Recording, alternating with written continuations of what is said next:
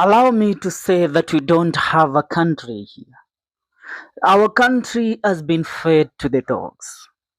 A recent article that has been published by the Daily Nation, the Sunday Nation today, has exposed a certain amount of money that has gone missing in the Treasury that one cabinet secretary of the Treasury, John Mbadi, cannot account for.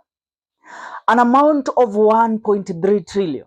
Allow me to tell you that recently it was revealed to us that the country has borrowed an amount of 7.3 trillion.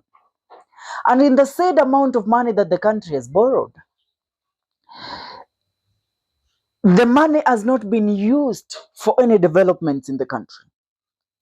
As Didi Nyoro told us, if that money was supposed to be used for development, only 1.3 trillion or 1.2 trillion could be used to construct all the roads in the country.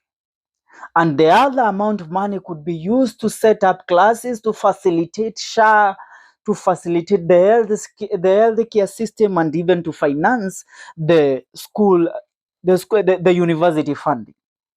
But because President William Ruto has closed his eyes from the truth, he has decided to hide from the fact and allow his minions to continue siphoning millions and billions of money from the treasury. Now this is the product of everything that is going on.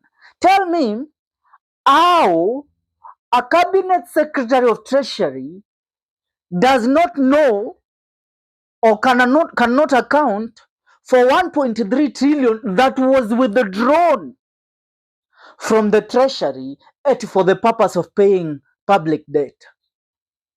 This money was not transacted via any wire transfer.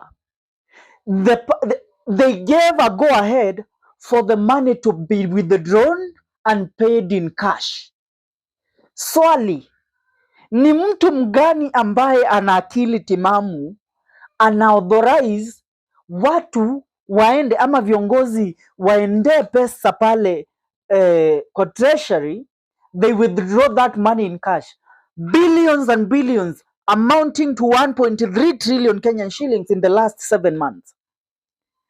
Wabebe hii pesa waende wakalipe nayo public debt. Hao watu tuona tukuwa wapumbavu sana. Allow me to read to you or to expedite through this article that has been published today by the Sunday Nation. The National County Government manually requested the withdrawal of 1 trillion in just 7 months to February 2025 to pay debt, pensions, and other recurrent expenditures, bypassing the automated financial system that is meant to ensure transparency. A confidential report by the Controller of Budget Office to the Finance and National Planning Committee of the National Assembly shows that the manual cash requisitions were made between July 12, 2024 and February 20, 2025. According to the document dated February 21st, 2025, and signed by the Controller of Budget Margaret Nyakango, the public debt requisitions done manually formed the bulk of the amounts drawn using manual, as opposed to the automated system means with 893. I mean, it's 893 point. This means that this is an actual amount of about 900 billion was done of the system. Imagine hii pesa 900 million was done of the system. The system never recorded that this money was withdrawn or the person that withdrew the money from the treasury. Now, the second vote with the highest manual withdrawal request was county government's disbursements at 222.61 billion over 9 transactions in the 7 months to February 2025. The Control of Budget report does not say which country made the request through the manual mode, only listing the days the 9 requisitions were made. This is followed by recurrent expenditure, where 198 billion were those whose applications were made manually against 573.573 billion that were done on the online system.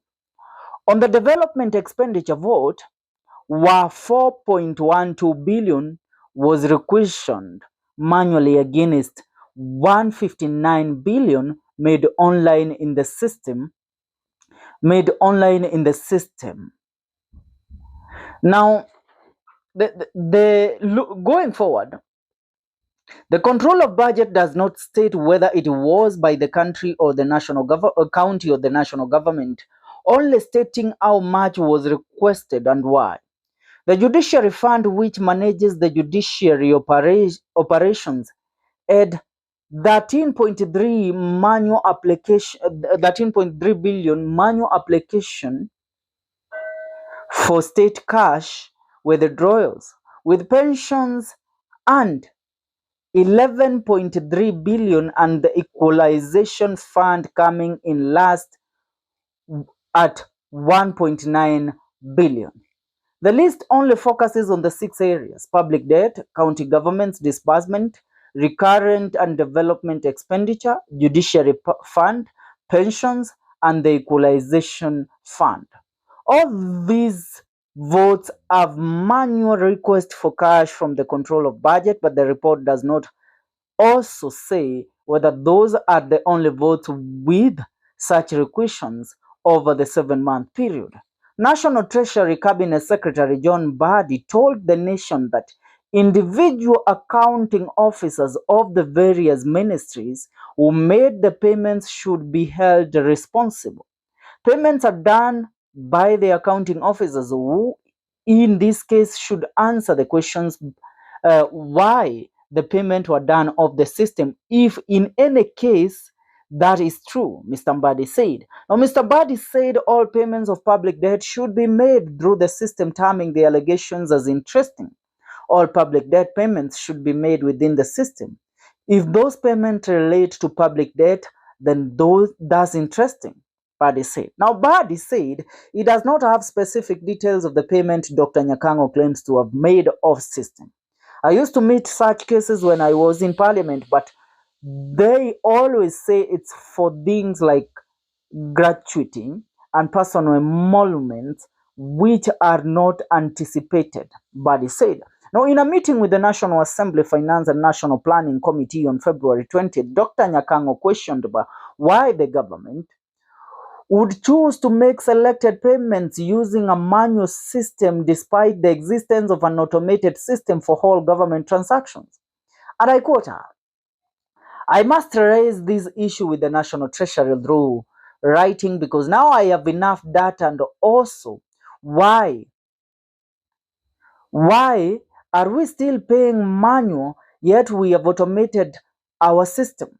Nyakango asked. Now, the budget controller told MPs that some of the requisitions submitted for our approval lack specifics as they are presented in lump sums, making it difficult for our office to determine how the money will be used since the payment are made off system. At the end of the quarter, they submit lump sum returns, which still lack specifics on how the money was spent. We have had to reject some of the returns because they lack details, she added. Now, while she did not say the monies have been stolen, Dr. Nyakango said the off-system payment raises accountability questions since the government has a fully fledged payment done through the system. This report details national government exchequer requisitions since July 2024. The members of the National Assembly Finance and National Planning Committee were particularly interested in the distinguishing between requisitions made manually and those processed on the automated exchequer process. Dr. Nyakango told the committee in a letter dated February 21st, 2025, through the clerk of the National Assembly. The committee said it would invite Mr. Mbadi to give explanations over the off-system payments. We cannot insist on paying small fees electronically while settling our debts manually for a government with all its systems online? Why should we pay our debts manually? Committee Chairman Kimani Kuria Molo UDA, a member of parliament, asked on February 20th when Dr. Nyakango appeared before them. Kitui Rural MP David Mwalika, member of parliament of the committee, termed the trade warring, stating that public debt consumes most of the taxes collected and should therefore be handled transparently with details on how every coin is spent. Now, when I look at this story and how Nyakang was explained it and the details that have been given to the public, we all have to come to one conclusion: that the manual payments, the reason why the county government and even the national government are requesting that they withdraw money from the national treasury and pay it manually to offset the public debt is because they want to steal as much as they can. Huwezi niambia somebody will go into the bank and withdraw 200 billion for paying public debt na akatae kupotea na pesa even 3/4 of the money. Another thing, looking at John Mbadi and looking at his association with Raila Odinga, allow me to say, if I am not wrong, these people are collecting money led by John Mbadi so that this money can be used to campaign for Raila Odinga come the year 2027. We know that Raila Odinga has recalled most of his most of his cabinet secretaries after telling them it's about time now we withdraw from supporting the Kenya Kwanza administration and start planning on our way forward towards the 2027 general election. So if an amount of 1.3 trillion can go missing in the treasury under the watch of Cabinet Secretary John Mbadi, tell me what we should be thinking as the people of this great republic of ours we call Kenya.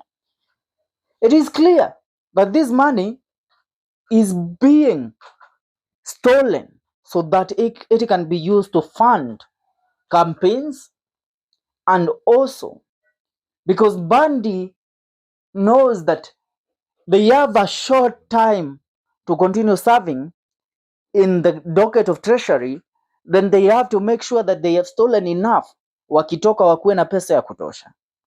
I want to hear your comments in regards to this, because this is a worrying story.